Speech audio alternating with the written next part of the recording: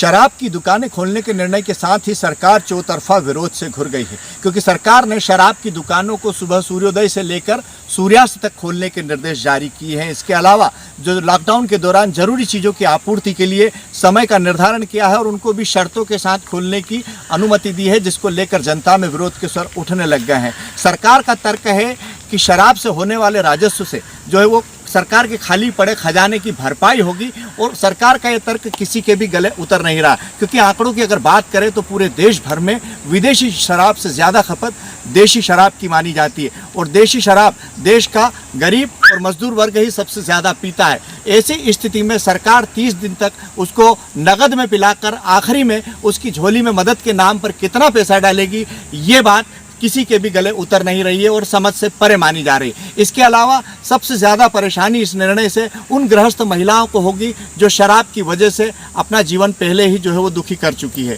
तो सरकार का यह निर्णय किसी के भी गले नहीं उतर रहा है।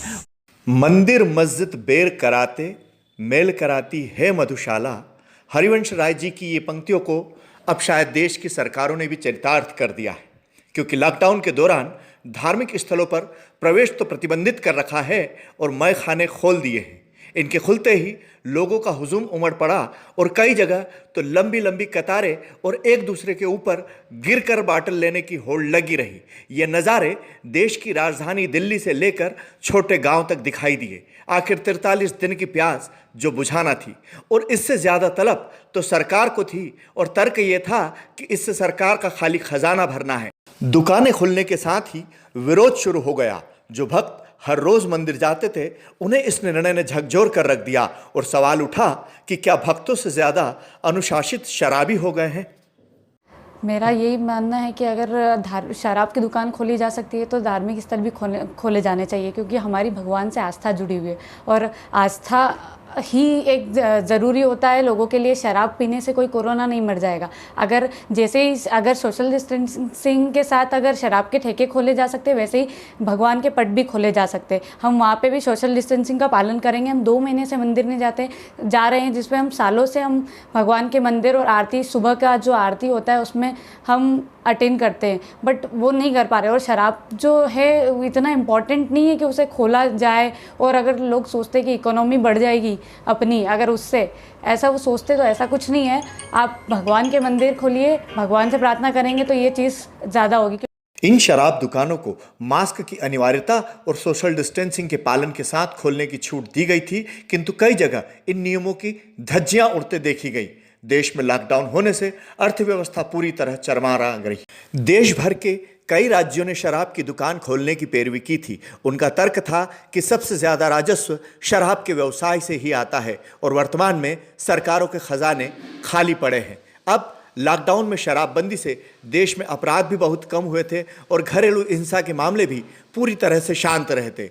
अभी वर्तमान में व्यापार, व्यवसाय, काम धंधे सब कुछ बंद है, और शराब की दुकानें खुलने का सबसे बड़ा खामियाजा उन महिलाओं को भुगतना है जो शराबी पतियों की प्रताड़ना से सबसे ज़्यादा परेशान थी। इसके अलावा उनकी बचत भी अब दारू की दुकान में जाने का भय उन्हें सता रहा है।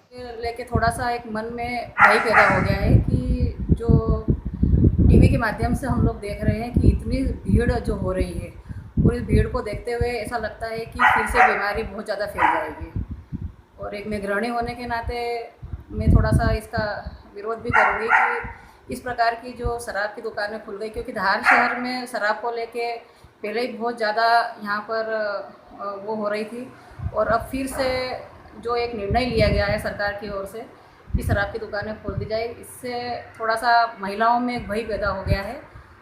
देश में लॉकडाउन होने से अर्थव्यवस्था पूरी तरह से चरमरा गई है। वहीं व्यापार व्यवसाय ठप होने से सरकार के पास भी किसी तरह का राजस्व प्राप्त नहीं हो रहा है। राज्य सरकारों को सबसे ज़्यादा टैक्स पेट्रोलियम पदार्थों और शराब से मिलता है, इसलिए शराब की दुकान खोलना सरकार की मजबूरी हो गई थी। आरबीआई की रिपोर्ट के मुताबिक वर्ष 2019-20 में देश भर के सभी राज्यों ने शराब से मिलने वाली एक्साइज ड्यूटी से करीब 1,75,000 करोड़ से ज़्यादा की राशि जुटाई थी। इसके अलावा राजनीति की कई व्यवस्थाएं भी इसी व्यवसाय से चलती है। इससे समझा जा सकता है कि पीने वालों से ज़्यादा तलब सरकार को लगी थी। कैमरामैन विकास पांडे के साथ दीपक सिंह चौहान, डिस्कवर न्यूज़।